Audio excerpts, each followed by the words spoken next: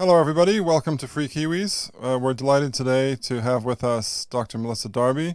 She is Senior Lecturer in Education at the University of Waikato, but on their Tauranga campus. So welcome to Free Kiwis, Melissa. Thanks for having me.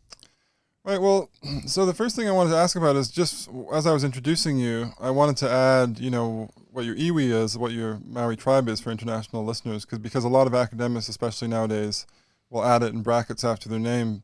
I did find at the bottom of your bio on the University of Waikato site that you have a hapu, and that's Nai Tamara Waha, if I've pronounced that correctly. And just for international listeners, a hapu is a subgroup of an iwi, which we might loosely translate as tribe.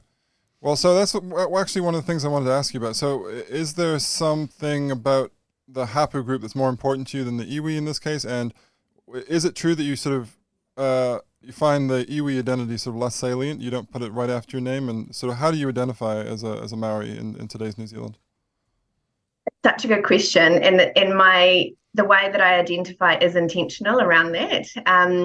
Tauranga as a city or a region is hapu based, meaning a lot of the focus through the treaty settlement process with historic grievances has been centralised more on hapu rather than the iwi, at the iwi level, at the tribal level. So for that reason, sub-tribes or hapu here have a lot of power or a lot of control over the constituents rather than at the iwi level. It still exists, of course, and I do obviously have iwi affiliations as well, but my role with a lot of the education groups and work with has been with my hapu rather than the iwi. For me personally, I find the label Melissa as a Māori academic problematic because with that identification comes the notion that I will think a certain way. So while I am very happy to acknowledge and always acknowledge my Māori heritage, it's not the only heritage I have, obviously, and I tend to say I'm an academic with Māori heritage rather than I'm a Māori academic, just because of the ideological connotations or assumptions that come with the way that I will think based on the idea that I'm a Māori academic. Right.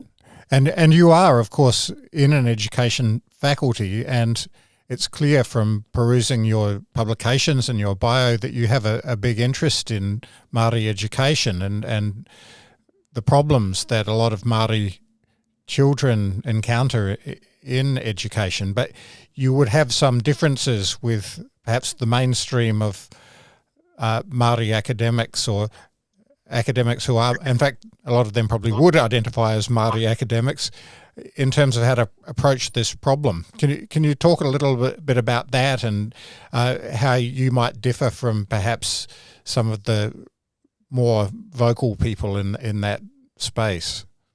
Yeah, absolutely. You are right. They would have quite different views to me, and well, not everybody, but a lot of them would, and that's been made very clear to me on numerous occasions. Some in polite ways, others not so polite.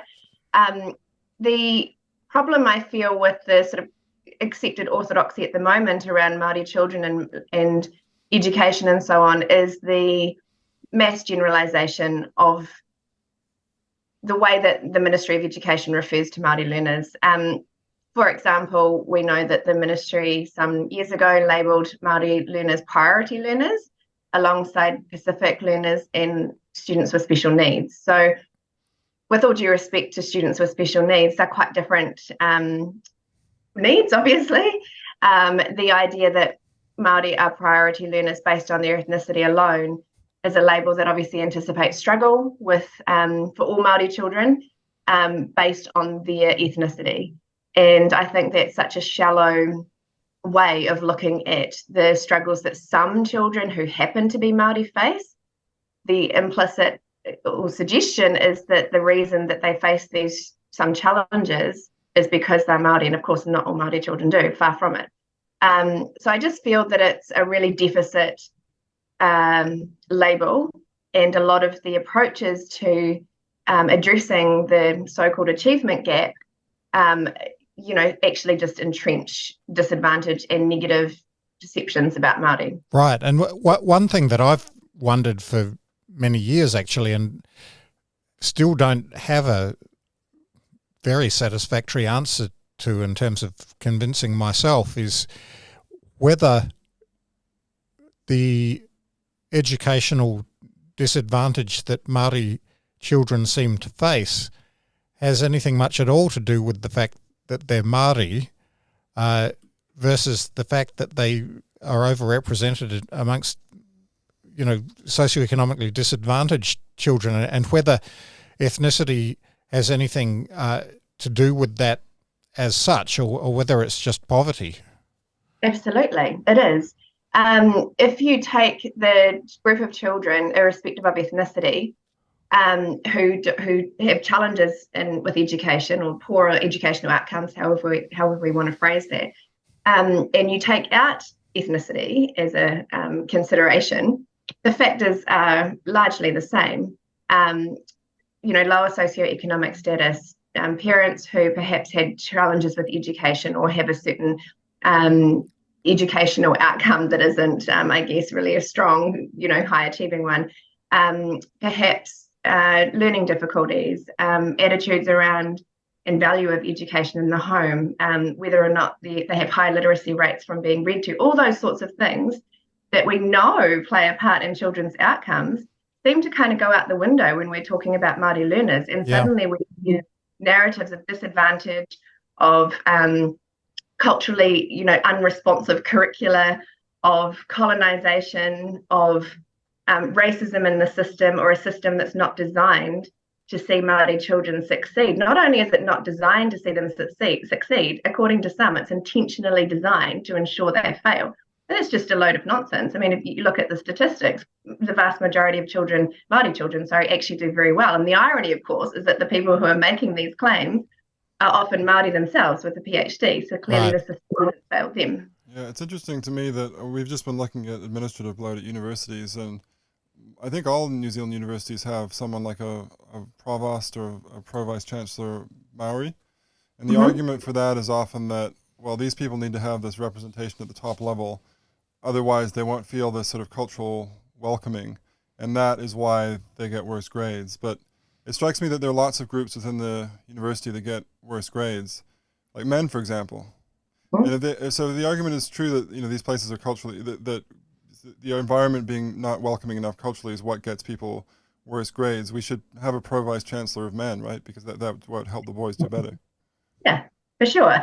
And, while I think that cultural considerations are important, and there are certainly, cultural traits that exist for some Māori, although, of course, we're forever conflating culture and ethnicity and assuming that all Māori are the same, and that's wrong as well. The idea that having a pro-vice chancellor Māori or whatever the title is going to somehow, sort of improve outcomes, I think is setting people up for not failure so much, but it's not being honest with them about the sorts of ingredients and behaviours that contribute to success. And that frustrates me, because a lot of this stuff I see is actually, trapping Māori, if you like, within, this idea that the system is designed to see them fail. I would never ever say, and I've asked a good number of Māori parents this, who are often appalled when they learn of some of the labelling and some of the narratives about Māori within academia.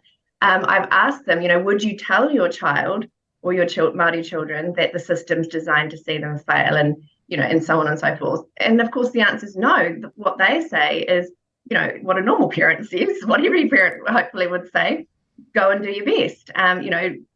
Attend school, do your homework, listen to the teacher. Those sorts of things that are sort of tried and true, generally speaking.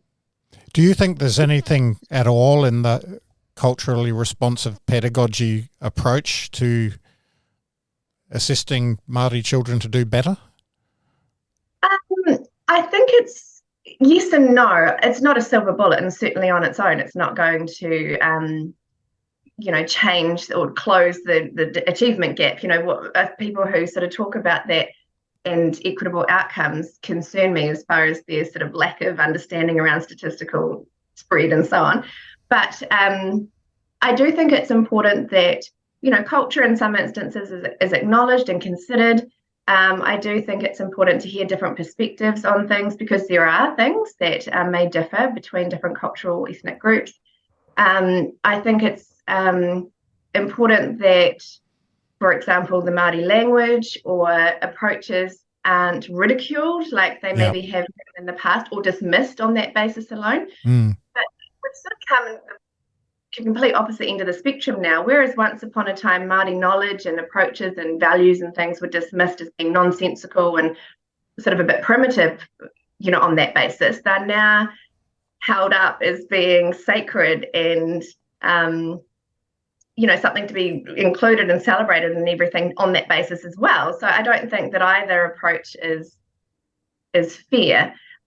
When, of course, though, you have, for example, some Māori children who are going to school every day, or as bar sickness, obviously, who come from homes where literacy and education and learning and so on is valued, where they are polite in the classrooms, that have behavioural challenges and so on. And then on the other end of the spectrum, like with any group, you have Māori children who are the opposite of that.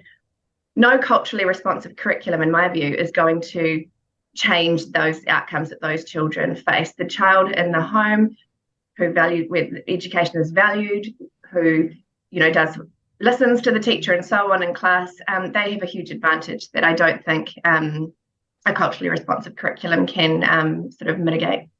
One of the things that worries me a bit about the culturally responsive approach, and I agree with you, I mean, we should make classrooms welcoming to all children of all kinds of different cultural backgrounds, including those that come from other countries with different cultural values and beliefs. And it seems to me that's a great value of the whole idea of liberal education, is that it's a broad tent that everybody can feel welcome in. And of course, we've realised that very imperfectly in the past. But one of the things that worries me a bit is the pedagogy that might stem from that kind of sociocultural view of education might not actually be effective in teaching things like reading, which I know is something that you're very knowledgeable about, and other things as well, like science. When we see science deconstructed and kind of sometimes called a colonizing influence and so on, we're running a huge risk of not preparing any of our young people well for life as it is now. Exactly. And on the reading front, the kind of culturally relativist view of education, or literacy in this case, has led to some people saying to me, and these are quotes, number one, literacy is not a Māori thing. And that was in response to me researching specifically with Māori families and children around sort of growing literacy in the preschool years, or at least the cognitive skills that, play a part in literacy acquisition. The other thing someone said to me once, or questioned why I was working with Māori children around early literacy, because, and I quote, Māori children speak with their hands. Mm-hmm. So this kind of idea is, it's just going to harm Māori children so much, because of course now we're expanding what literacy means, or at least there's a push to expand what literacy means beyond reading and writing to including things like reading carvings, performing dances, facial or other tattoos, cultural tattoos. It's hard to teach a child to read. So if a teacher is unable to do that for a child, that child presents with a lot of cultural knowledge, which has value in its own right. They can tick the literacy box and say, well, that child has high rates of literacy because of the new measures and the new ways that we are interpreting what literacy is. That child could leave school barely able to read and write, but be passed off as literate, if you like. Yeah. So that is of huge concern to me, because while a lot of Māori children come from homes where they perhaps gain those skills in the home around reading and writing and so on, a good number don't, which I think is what we were alluding to earlier around this sort of overrepresentation of Māori in lower socioeconomic groups. And those children rely on a good education, rely on school to impart those skills to them so that they're able to perhaps change their trajectory in life. if schools aren't doing it and the parents and the home environment isn't providing for it, then who is? And that just, I think we're doing such a disservice to those children. What you say about literacy not being a Maori thing is interesting, because I've just been reading your article with Paul Moon on intergenerational trauma, which maybe we can get to in a moment. But there was a quotation there I just read where I think it was from some early observer, I mean in the middle of the 19th century, I think, and that person saying, reporting to somebody that Maori people, once one of them in a given group or tribe learns how to read and write, it quickly spreads to other people, and because they all seem incredibly keen and enthusiastic about literacy because they realize how useful it is. So this is something that we were talking to with Te Maori Tau, another guest, that actually if you look at a lot of the Maori early on in the 19th century, they were extremely keen to adopt Western technologies because they saw them as, more useful and more advanced, and they wanted to actually learn them, and they were quite good at learning them. So it seems bizarre that now we're saying, the earliest Maori seemed to be quite keen on literacy, and now we're saying that's not a Maori thing. Exactly, and it's come under this kind of, well, I've been told it's neo-colonial to, a form of neo-colonization to be teaching Māori children this so-called Western skill. And actually, it was in response to somebody telling me that literacy isn't a Māori thing that I wrote an article documenting a lot of the points you've just made about the very swift, very enthusiastic, acquisition of literacy amongst Māori communities, and that it had this kind of symbiotic effect. The more they read, the more they wanted to read, and it just grew and grew. A lot of the social status that once rested with skilled orators shifted to those who could read and write. So it was an exceptionally valuable skill. So the idea that it isn't in Māori history or isn't a Māori thing, as the saying went, is just ludicrous. Yeah, it's interesting actually, because you can parallel that with cases from Native Americans as well. There's this very interesting guy, I think he was called Sequoyah. He was a Cherokee, and he actually he saw enough of Western or English writing and the Roman alphabet to sort of realize that there was signs standing for sounds, and he actually but he didn't have enough knowledge to kind of know how it worked. So he actually invented a new alphabet for the Cherokee. It's really interesting. And he sort of used some of the signs in different ways than we use them in English. But it just goes to show again that, once you expose people to this, people are often, quite similar across the world, and they think that's useful. That looks really handy. And so I'm going to try and do that as well. So it's no surprise that the Maori were able and interested to do that as well. Exactly. It's very normal human behavior, to when faced with, for example, shall I keep digging with this sort of, power shell or something, or shall I use that spade that this person's just brought along? Of course, you're going to discard what you've done or what you had at least, and adopt the better tool. That's so normal, and we have this kind of almost infantilizing ideas that Māori just didn't do, that are very romantic ideas that they would have kept doing what they've always done because their ancestors did it. I mean, that's no human group or whatever would have progressed at all had we all had that idea. And certainly Māori in the 19th century didn't do that. But the way that people speak nowadays, you'd think that everything was forced on Māori, and it certainly wasn't. That implies this sort of passive unawareness of the world that I don't think is accurate at all. There seems to be almost, in fact, you said it was a romantic idea, and I think it is, but it's taken to a ludicrous extreme now, where it's almost as if some people are arguing that we should all live in some kind of pre-colonial way, as if that would even be possible if we wanted to. It just seems completely unrealistic apart from anything else.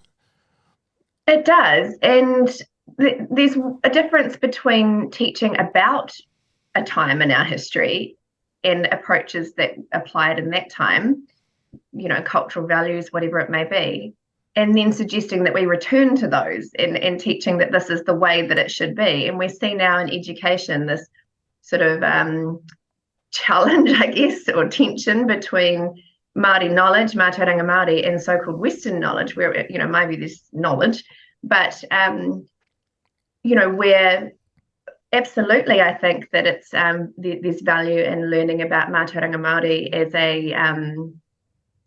an approach that maybe once applied. In some cases, maybe it still applies nowadays. But now what we have is this notion of equity or equal status that the people who are arguing this, to me, they have no idea of how knowledge is created. It's not about who did what, and therefore we should do that, but rather what works. And in some cases, sure, Mā Tauranga Māori may be the best option, but it needs to be able to be tested against what we need, rather than on this romantic kind of idea that that's what people did 200 years ago, therefore let's revive that. It may have no applicability whatsoever in 21st century New Zealand. So this idea of testing the knowledge, and I like this idea because I'm a scientist and I think testing knowledge is a good plan. But one thing that, and tell me what you think about this, because I've thought a lot about this issue of science and Mā Tauranga Māori, and it seems to me a fundamental difficulty that we're going to face, almost irrespective of the knowledge content itself, is the epistemological basis of Mā Tauranga Māori and the epistemological basis of science perhaps being incompatible. And what I mean by that is that my understanding, and correct me where I may be wrong, is that the Mā Tauranga Māori approach doesn't distinguish the sacred from the secular. And so you're going to run up against the problem of testing ideas that are held to be sacred.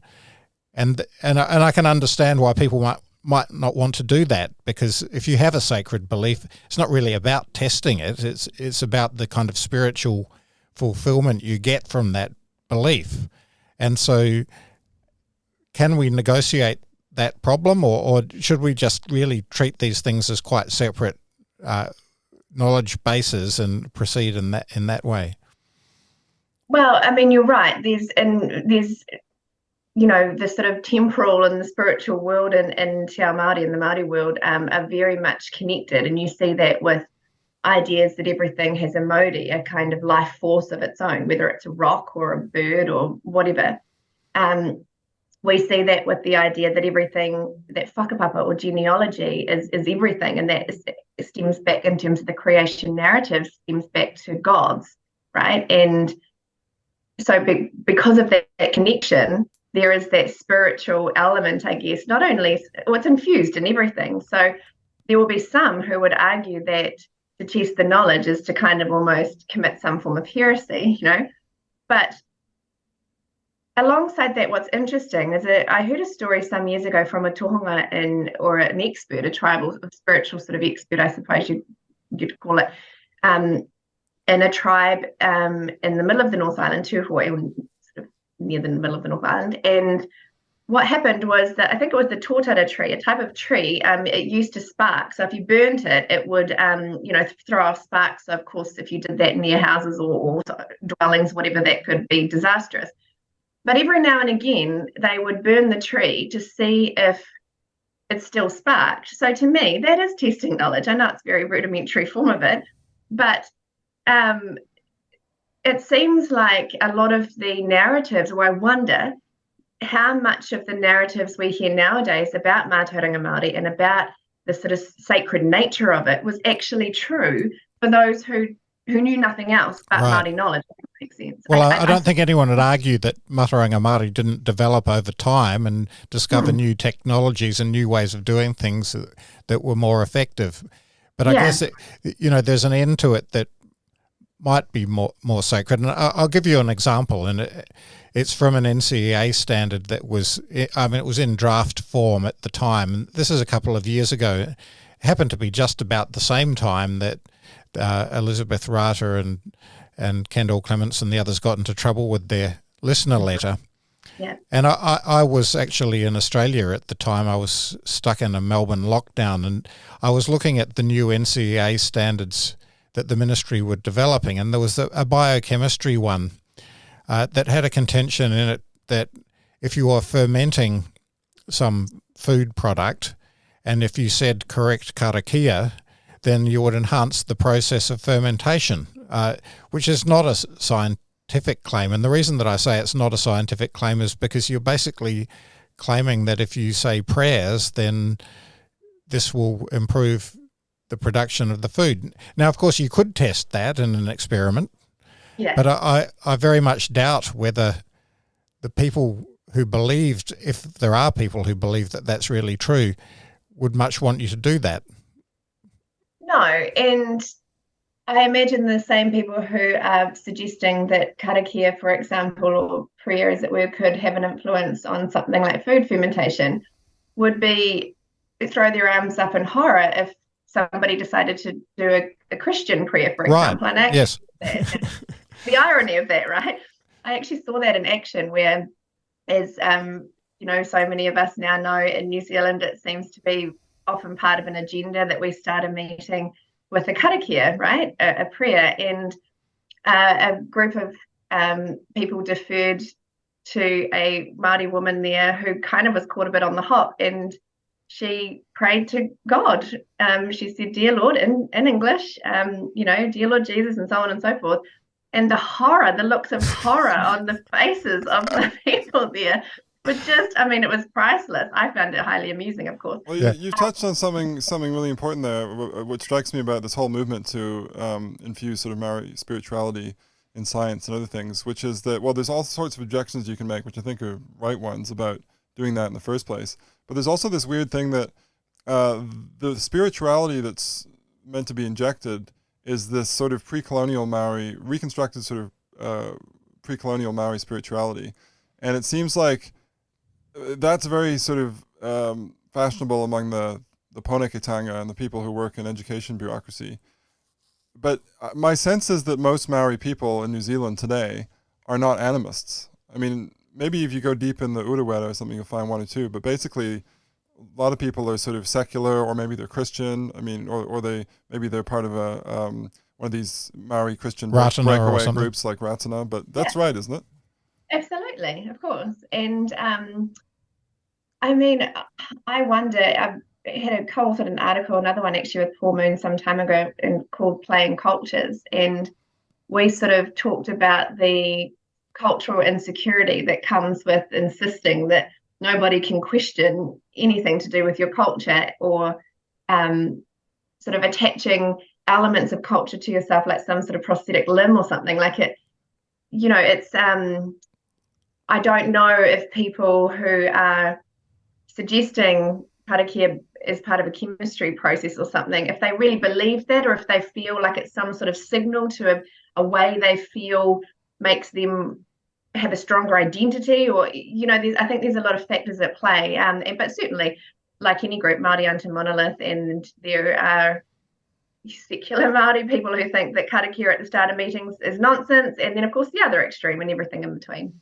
Well, one of the things I noticed when a few years ago I worked for NZQA for a time, and the whole starting meetings with karakia thing was just getting going, the most enthusiastic adopters tended to be English. Yeah. People who had moved from the United Kingdom to New Zealand and were working in the public service, and it was almost as if they were trying to prove that they were really belonged here, or they wanted to fit in, I guess. And exactly, and social identity theory and some of the group acceptance would probably shed some light on that, and or our own experiences with culture. I hear a lot of Pākehā or sort of European New Zealanders, whatever, say but we don't have a culture, and Māori has this rich culture, and therefore they're almost trying to get this some degree of cultural experience through things like karakia, or I don't know. But I certainly know that it's become almost obscure. I had someone contact me recently where everybody she was going for a job interview, and she herself is from Scotland. One of the interviewers was from Wales, and I'm not sure where the other person was from, but they all said, let's start this interview with a karakia. And so they sort of fumbled their way through it, and everyone, she was certainly cringing, which is why she contacted me about it and said, oh my goodness. So the other thing too, I think, my great grandfather he was quite a prominent man in Tauranga, and had, I guess, certain powers, if you like, or at least was known for certain powers around karakia. And there's a lot of cultural knowledge and value and depth, I suppose, to true karakia. And the idea now, of course, is a sort of mumbled, often people reading off an A4 printed sheet, words at the start of a meeting, and then everyone sighs, breathes a sigh of relief, and then, okay, we've done that, now let's move on to the the meeting. A bit like so saying grace at your grandparents' place when you're a kid. Yeah, and you sort of make some acknowledgement towards it. And but you could argue that it's diminished the sort of cultural depth of karakia by having it as an item on an agenda. Okay, maybe let's go back to this article I mentioned before, which I've just been reading. It's very interesting. You wrote with Paul Moon, and it's about this idea of intergenerational trauma. So maybe, in the current atmosphere, it's kind of a brave thing to write. So maybe you could just tell us why you came to write that and what the response was. And when you say brave, I'm reminded that there's a fine line between bravery and stupidity. And the reaction afterwards, I did question my. Well, we're very much on that line too. So. Even writing with Paul Moon gets you into trouble, doesn't it? It did, yes, absolutely. So, it was actually at a meeting in Wellington with perhaps some of the people that you mentioned before, James, who are real enthusiasts for a lot of the sort of Māori are colonised and Māori are victims, that type of idea. And I sat through this presentation, and at the end I said to the person next to me, gosh, that was depressing. And I started to think about this idea around how hearing this constantly about a group, if you belong to that group, if you tell the same story about a group over and over, that's often what they become. So I started to look at that idea, at least whether that is what they really become or whether the perception is that is what they are. And I started to consider that more carefully and chatted a lot with Paul Moon about it. And we came across in our own reading and so on, knew about Nietzsche's idea of resentment, which is sort of like resentment, I suppose, but a harsher, sharper form. It's more culturally embedded and more and at a deeper psychological level. Exactly. And so we looked at some of the literature related to Māori and this, we termed it from memory, inherited colonial trauma. The idea that every Māori now is traumatized, if you like, or suffers from trauma because of experiencing colonization, and started to kind of question that, and also question the damage, if you like, that it would do to the Māori psyche, whether that's collective or for individuals. So that was published, and it did not land well amongst many people, or at least certain people. We shared it to a group that, and I should add as well that it had gone through peer review internationally, also national reviewers, and people who are in the field. So we'd looked a lot at the idea of trauma. I know that that's become almost a popular term nowadays, but it does have medical, clinical connotations to it. And so, this kind of mass diagnosis of people based on this historical experience that nobody actually experienced for themselves, we really just questioned that, I suppose. It wasn't received mainly because, for me, I think there's a vested interest for a lot of people in peddling this stuff because their jobs rely on it.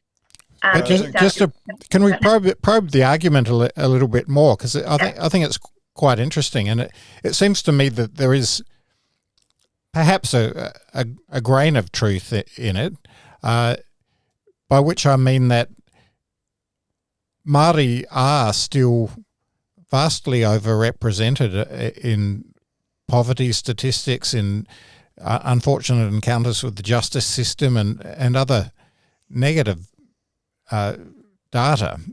And we need something to explain that, because they're not biologically different than non-Māori New Zealanders, and they were behind in terms of technology even when the Europeans arrived, right? Yes, they were, but that's many generations ago, and there are also very many highly successful Māori who have led successful scientific research projects and done many other things of note. So I don't think we can posit some kind of essentialist difference to explain the. Oh, I'm not saying that. I'm just saying that you get these two populations or two societies, one of which is highly technologically advanced, right, for the time, and the other is sort of less so. And I think just without any other factors, you would expect that there would still be some kind of a lag, right? Or the group that's sort of lower down in that scale would have trouble catching up. And right. That is, I think that's one argument, and certainly if you look at that idea, James, through modernisation theory in countries like Singapore, I think Korea is another good case study where you can see, they obviously experienced colonisation, and I mean, gosh, I don't know a group around the world that hasn't at some point in history, but they sort of, I guess, looked at what worked culturally and looked at what didn't work, and then oriented themselves to what worked. Now, that's a very unpopular argument because, we want to sort of design a world where people can be very different but all experience the same outcomes, and that sort of isn't generally how things work. There were, and we make the point in the article, and I certainly make the point when I speak about these sorts of things, that there were, quote, bad periods in New Zealand history where discrimination obviously occurred, to some extent, perhaps it still does nowadays, where Māori suffered. And I have written a lot about my own history, or hapu history, tribal history here in Tauranga, where that was definitely the case. My questioning of it all is this idea that it's sort of this almost, that creates some kind of destiny for Māori. Right. That because of colonisation, which is now pitched as a wholly pejorative time in New Zealand history, which is also not true, that Māori are somehow oppressed, down and out, always marginalised and so on. I just think that that's not a good analysis of things. I guess, and I don't think it serve Māori well. I guess we need to distinguish the idea of trauma, which is a very acute psychological condition, Yes. from perhaps a legacy of poverty itself. So I mean, I think it's fairly uncontroversial to say that if you come from an impoverished background, irrespective of your culture or ethnicity, that it is a struggle to get out of that, and that it is the work of generations to get out of that, and certainly education has a strong role to play. And so we might posit that certain things that have happened in New Zealand history have set back certain groups of Māori. I mean, we could think of the mass migrations to the cities in the post-war period, and perhaps being cut off from traditional sources of social support as one of those things, and then perhaps it takes some generations to find one's feet. Also, the land wars, certainly the displacements that happened in the 19th century. That obviously has a direct effect on property and prosperity. Yes, although in saying that, I mean, this is part of the issue, I guess, now in terms of the analysis of that period in New Zealand history. The land wars occurred in parts of the country, but not all. And some iwi actually benefited. Looking at Tauranga is a good example. My tribe sided with the Kingitanga, the sort of Māori king at the time. Our traditional, long-held enemy sided with the Crown. And when we lost 50,000 acres confiscated in 1863, that 50,000 acres was given to the tribe that was loyal to the Crown. So there is that. I mean, that's but one example to show that it isn't this kind of completely one-sided experience, or one type of experience for all Māori groups throughout the country. I think as well, what intrigued me at the time was, yes, the New Zealand wars weren't ideal, far from it. And other aspects, there were different campaigns around that time that certainly resulted in a huge loss of life and decimation of Māori communities and so on. What is never given any attention are the musket wars, which occurred tribally, more in the sort of prior to the land wars generally, in the 1840s and onwards, or even earlier than that, where certain tribal groups, again, wiped out almost, and in some cases, huge parts of the Māori population. Some estimate that 40% of the Māori population was killed in the musket wars. So we're talking about intergenerational trauma or something that is never given any attention. So to me, that shows the ideological agenda of people who are pushing the inherited colonial trauma idea, where land loss or loss of life from the New Zealand wars, where the Crown is the perpetuator, is traumatic. But if it's intertribal, then we just kind of ignore that. Right. That's, and I think as well, I mean, gosh, I can only talk about my own family's experience, in terms to show that there are other stories out there that, my father grew up in really quite severe poverty, even by those standards, no electricity, all sorts of things, no car, no nothing. But he came from a home where there was exceptional role models, no alcohol, and you go to school and you did your best. And basically he and all of his over 100 first cousins were told, if you get out of something what you put into it. And that attitude has really served them well. I'm not for a second saying that if it worked for him, therefore it can work for everybody. But what I am saying is that there is an antidote to some of this stuff. And also that there are other positive stories about Māori success that we simply don't hear. We just hear this very depressing kind of narrative about trauma and marginalisation and victimhood, which I don't think is helpful for Māori at all. I think it traps people. Becomes a self-fulfilling prophecy, in fact. Absolutely, it does. And of course, not only is it self-fulfilling from within the group, but also external perceptions of the group can be really problematic. So, if you have an option to hire, for example, a Māori person or a non-Māori person, and you have heard all your life that Māori are sort of down and out and traumatized and cry racism at every other minute, then I'd be less inclined to perhaps hire that person. Yeah, well, it's interesting. I mean, you make a point in the article as well that if you're in a situation where you get virtue points for victimhood, then that is going to incentivize people to claim victimhood, right? Exactly. That's another mechanism perpetuating it.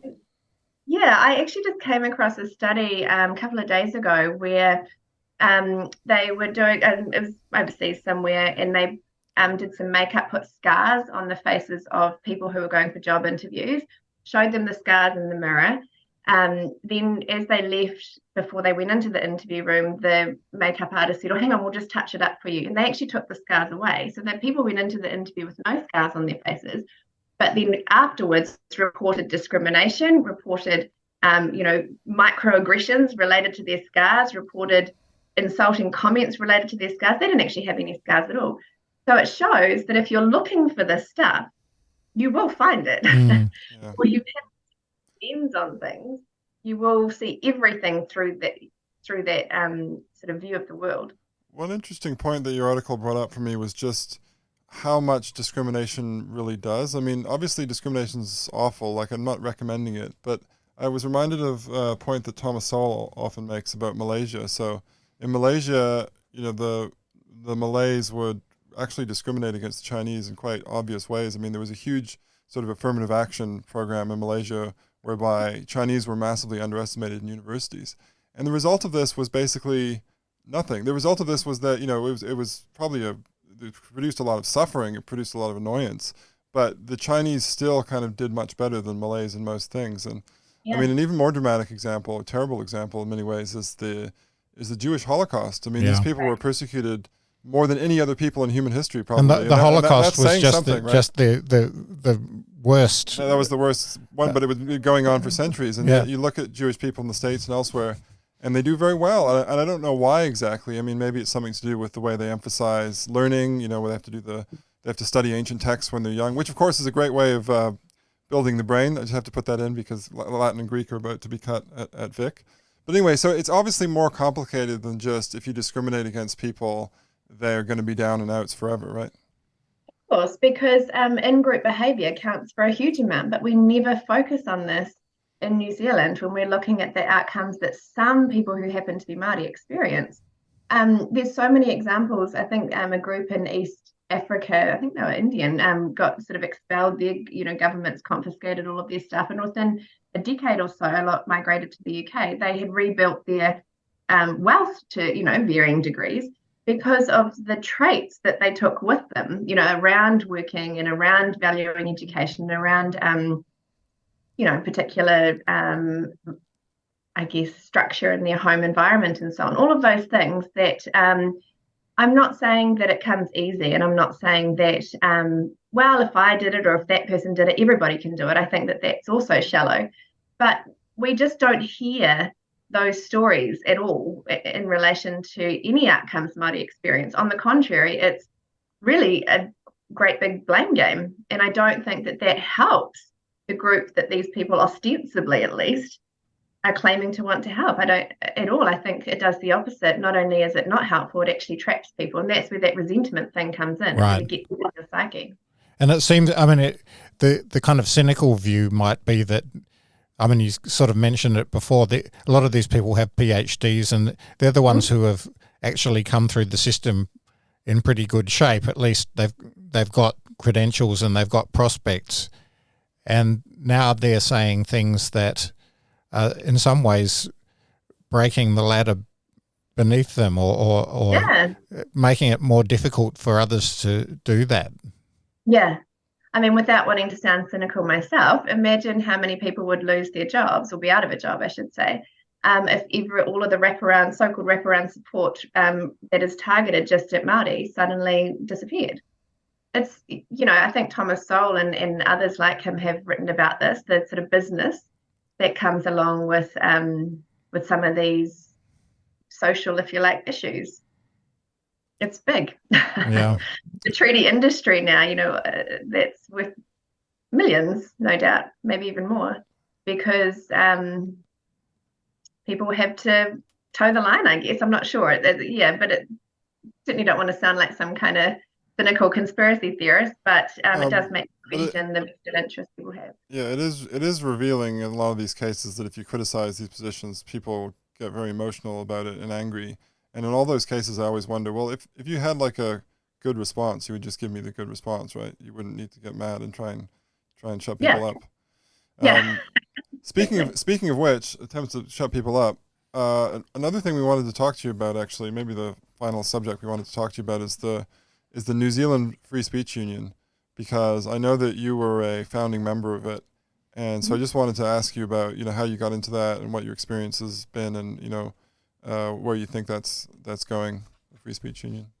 Yeah, so I was part of it right back when Southern and Molyneux, the Canadian speakers, were banned from by Phil Goff, I think it was, and I just, free speech. I mean, anyone who knows anything about sort of democracy and Western civilization and all of those things know that free speech is a cornerstone to free societies, and it does mean that you have to sometimes, in many cases, defend speech that you don't like. Certainly that was the case for me with Molyneux in particular. But that's not the point. I've studied a lot, particularly in the States around Martin Luther King and the role that free speech played in the civil rights movement, the suffragette movement here in New Zealand, the Springbok tour. All of those big things would be nowhere without free speech. So it's ironic to me now that it really was for so long a tool of this so-called oppressed, if you like, if I can use that term. And now it's become anyone who believes in free speech is some sort of, hard right Trump voter or something. It's kind of bizarre, the cultural shift in our view of free speech. The Free Speech Union has had some really quite remarkable gains, I think. What concerns me now is that irrespective of whether hate speech laws are passed in this country, we have a culture of sort of censorship now, where things like cancel culture, threatening people's livelihoods, harassing people online, putting them out of promotions or just general bullying and so on. And I've certainly experienced that from some of the things that I've spoken up about. Nobody has ever, interestingly, said to me where I've been wrong in the arguments, but I have been told before, you simply can't say that. Yeah. Another quote.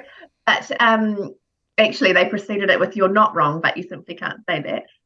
So that's really concerning. And I hope that as New Zealanders, we can shift away from that culture that's really started to emerge in this country and understand the central role that free speech plays in our own freedoms. That is the long game, isn't it? The cultural battle. It's one thing to defeat some legislation, and let's hope we have defeated that hate speech legislation. Of course, we've now got this media control legislation coming up, which in some ways is even worse, I think, because actually the points of view that are represented in the mainstream media have become a lot narrower, I think largely because of the cultural change that you've alluded to. And so a lot of those voices have now gone to, a different mode of communication. I can think of the Sean Plunkett's platform and the reality check radio and these other channels that have started up. Yeah. And it's hard for me not to be cynical about this legislation as just a mode to try to shut them down or make life hard for them, so that the narrative can be controlled. And that's really dangerous. And the cultural problem's much harder to solve, because how do you solve it? It's not a matter of stopping something happening.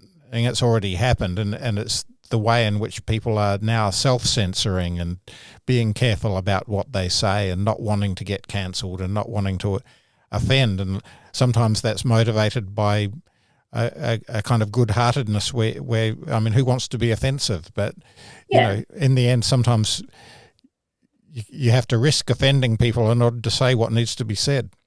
Yeah, and in order to think, I mean, gosh, I think about some of the things I've written about that really have come in response to hearing somebody say something, and I've sort of mulled it over in my mind and then thought that doesn't feel quite right. And then I've explored the idea a bit more.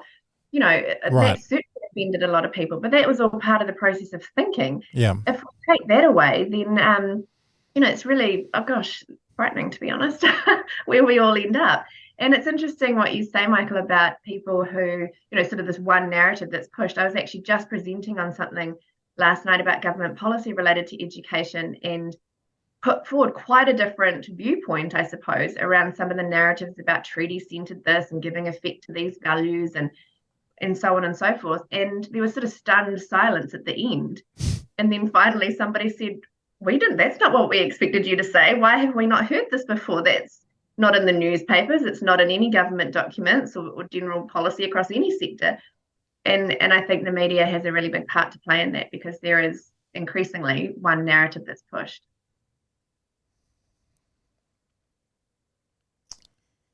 All right. So I guess the final thing about the Free Speech Union is just this element of, what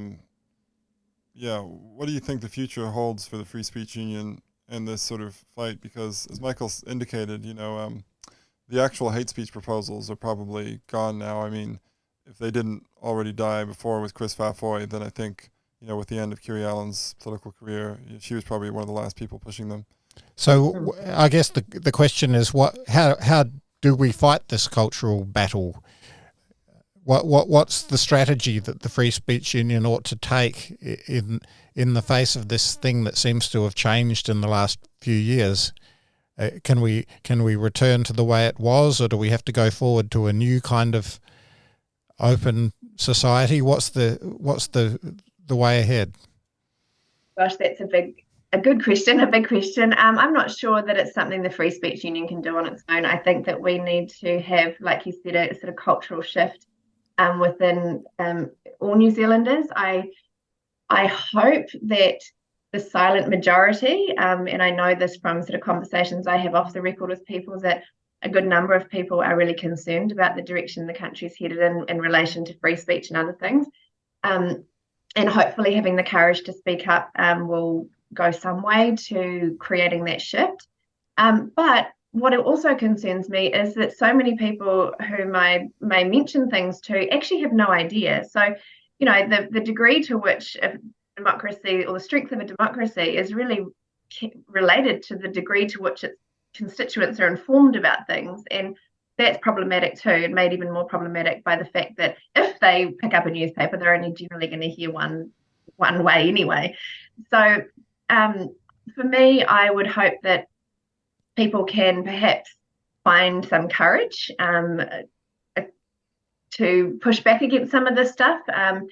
And certainly on some cases, the direction that things are headed in, I think the silent majority really needs to speak up, because in some instances it's just an appalling silence, and it's left to a few individuals to push back against some things. And And that's frightening because, at the end of the day, people do have mortgages to pay and livelihoods and careers that they've worked for, and it's not nice to have that come under threat. Well, I guess that's where the Free Speech Union does have a role to play as a kind of centre of gravity for that, and also a defender of those who are then attacked for saying what they have to say and whose livelihoods may be threatened and so on. That's its job, isn't it? Exactly. Yeah. I think if there's one thing I think I've learned over the past sort of 10 or 20 years, it's that actually sort of not speaking up at a certain time can make it much harder to speak up at a later time. So there's so many issues that in the past, including actually Indigenous issues, that I sort of thought, well, it's interesting, but, people are very angry on that side, so I'm not going to say anything because why bother? And I want to be respectful and all that stuff. And I think that it just gets you to a point where, all the arguments are on one side and it becomes kind of socially, not respectable to actually have another view. And that's always a very bad situation for society to be in, because usually on most issues there are different views. Even if the view you like is, the mainstream view turns out to be the right one, it's still really important to have criticism of it, because that often sort of moderates the position and sort of helps inform it. So I think that, like, now, even though things have gotten as bad as they are now, it's still important now, if you can, to say what you think, because if you don't, then it's probably going to get even worse. And so we've seen this shrinking of the window of acceptable policies and ideas happen. And I think that, just think of something that's now still kind of relatively respectable, a relatively respectful view.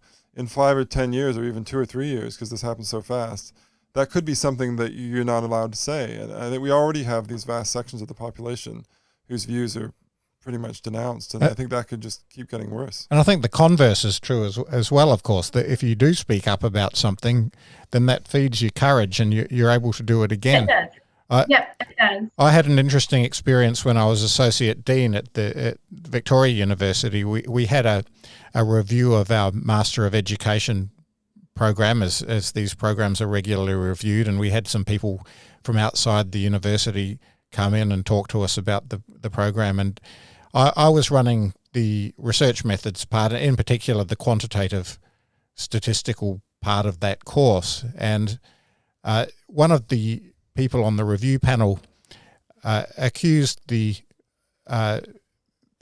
approach of being racist because it didn't have enough connection to Māori knowledge.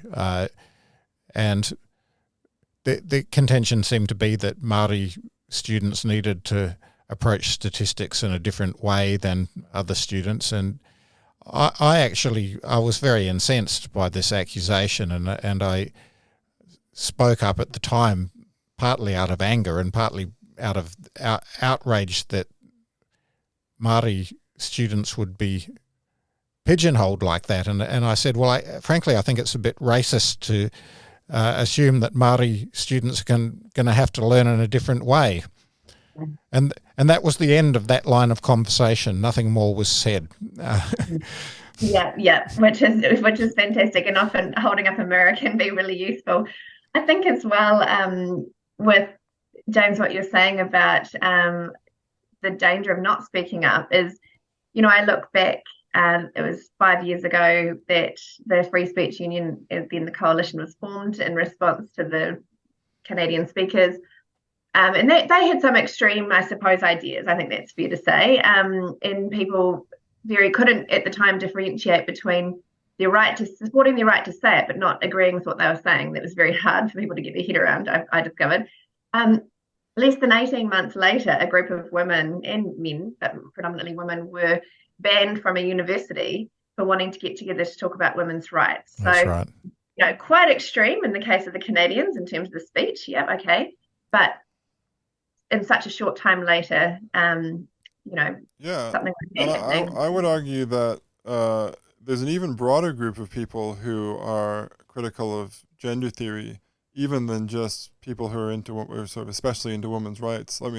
Hopefully, like a lot of people like the idea of women's rights, but I mean, even beyond the group of sort of dedicated feminists, there are lots of people out there in society who think that you are born as a male or a female, and that this isn't ascribed to you by a doctor. This is just observed, and that's kind of the way it is. And maybe you're going to be a more effeminate man or a more masculine women, but essentially they're these two sexes. I mean, that's a very, very widespread view. And the idea that that is under attack now, it's very difficult to say that in certain environments, like the university, where, you know, it's supposed to be a place of debate. That is just very worrying, I think. I had a worrying conversation with a professor of biology about this. He wasn't even willing to affirm the idea that biological sex was a thing to me in private when he knew that I was sympathetic to that idea. He didn't deny it either. He just kind of hummed and hawed, and yes. And that's what I was alluding to before when I talked about, you know, the direction that some things are heading in. You know, there's an appalling silence on the part of the majority when you look at the harm that's coming to children in particular, but other young people as a result of this ideology. I think that we need to speak up, because most people think exactly what you've just said, but are afraid to say it. And I understand why, because there's some pretty vicious attacks from the other side, but the implications of not saying anything, gosh, look at where we've come in a short space of time, even from that cancelled conference at Massey University to now. Who knows where we're going to be in another 3 years' time. I shudder. Well, it'll be interesting to see what happens if Posey Parker comes back a couple of weeks before our election, and how our politicians respond to that situation. Yes, although I did just see this morning that police have now warned her not to come. Yeah, well, they can't guarantee her safety, so I don't know if that gives Immigration New Zealand license to not issue a visa. So the conspiracy theorist in me would say that feels like corruption, but gosh, I'd never want to put that idea out there. Yeah, and it might actually be a politically difficult situation for them to try to ban her from coming as well. And if she does come, she might be tempted to hire a larger security contingent than she did last time, and it's such a weird excuse as well, because it's a foundational right. It's clearly in New Zealand law that you're allowed to speak and have unpopular opinions, and also it's pretty clear, I think, you're not allowed to assault people just for speaking. And so the New Zealand, you think the New Zealand police would be able to protect that, and it's like, what are they facing? They're probably facing people sort of throwing stuff, and you know, they should be able to handle that. And that's like, this is a foundational principle of our whole society, our whole way of life. Some 40 years ago, they developed special squads to defend people's right to play rugby. Well, not only that, but I mean, if you go back to, you know, the Second World War, you know, my grandfathers went over to Europe and fought and, you know, risked their lives. Absolutely. A lot of other people's grandfathers. And nowadays it's sort of like, oh, some people are attacking the foundational value of the freedom of speech. And I have too expensive, you know. I have to say that the defence of the Springbok tour was a much less open and shut thing than Posey Parker coming. I mean that was a team representing an openly racist country, and I think there was a strong case to at least not. I mean, if they wanted to come here and play rugby as private individuals, that would have been one thing, but to actually come in a racially segregated team, and that was, you know, something we could legitimately object to, and yet as a free society they were allowed to enter the country and played their rugby, and the police defended them with a great deal of violence. Yeah, and you know, look, it comes back to me for the people who would respond to Posey Parker's visit with violence and threats. You know, have they not got a better argument? What are they afraid of with her being here? Exactly. Yeah. I mean, if that's kind of what we wrote in an article that we published after the first sort of mobbing of Posey Parker. It's just what would have been the problem with just allowing her to speak, and the other woman that I think she has sort of come up to the microphone at these events. You know, what could go wrong? Like, they're going to say this stuff. Even if you disagree with that, you can then go to the microphone, presumably, or you can put your hand up, or if they don't let you, you can publish an article, you can go on social media, and then you just have a conversation about what sex is and what gender is and women's rights and trans rights. Yeah. Great. Like, what's the problem with that? I don't know. But I mean, to me, people who come at, you know, an argument with, you know, violence or name calling or attempts to shut it down simply haven't got a better argument. It's evidence of, you know, intellectual impoverishment. So I'm hoping that, I mean, they haven't proven me wrong, because they keep coming at these things with, you know, violence and name calling and trying to shut it down. Yeah, looks to me like they haven't got a better argument too. Yep. All right. But in the We'll wait meantime, and see if we get one. yeah. So in the meantime, thanks so much, Melissa, for coming on, and also for your courage and your sort of outspokenness otherwise. And yeah. Thank you indeed. And it was great to have you on Free Kiwis. Thank you.